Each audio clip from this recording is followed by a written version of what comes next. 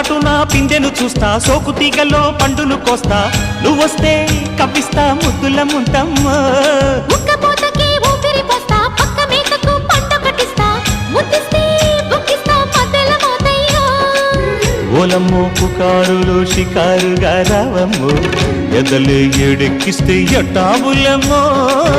ఊరయ్యో బజారులో మజాలకి రానయ్యో, పగలే పక్కెక్కిస్తే తంటాలేవయ్యో.